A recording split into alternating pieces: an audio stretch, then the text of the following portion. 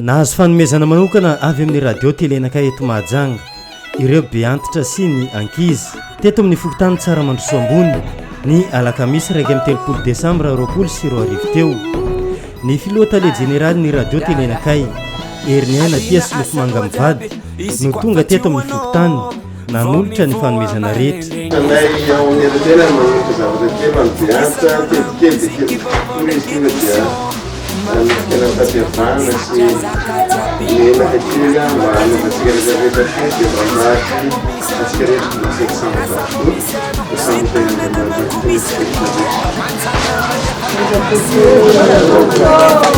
Dessin animé wani zaza documentaire wani pape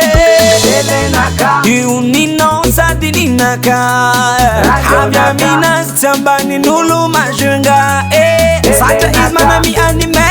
emi kulkul ma emi teza Kila ulu mangala shirune Bekara jabika Edeni unina Edeni unino Natawani ulu jabe Na matwe na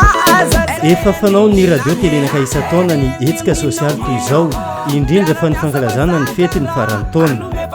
nisy ny teny fisaorana sy kirarintsoa ho an'ny radio telenaka manokana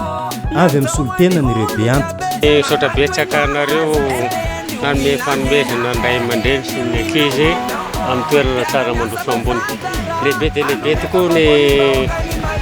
fitiavana zay natolotra anareo tondra soa sy fahasoavana ho an'ny mponina ny tsara mandroso rehetra faly dia faly tokoa ny mponina ny tsara mandroso zao fahatongavanareo izao sotra betsaka anareo tompo tsy madilana hotetenina fa sotra betsaka amin'ny président Dady tsy nanadinana hita tsara mandroso tainan'Andriamanitra ny fiadanana ny mitombo be ny elana iny zay fa misaotra indrindra tompo izy aloha dia tena mahafinaritra ny ataon'ny président ny RTN ny PDG ny RTN tena faly mihitsy le be antitra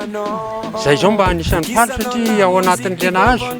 azo koa andro petrodrota mahazo ohatran'ireny tsy ho zava-dehibe hoe dia isaorana be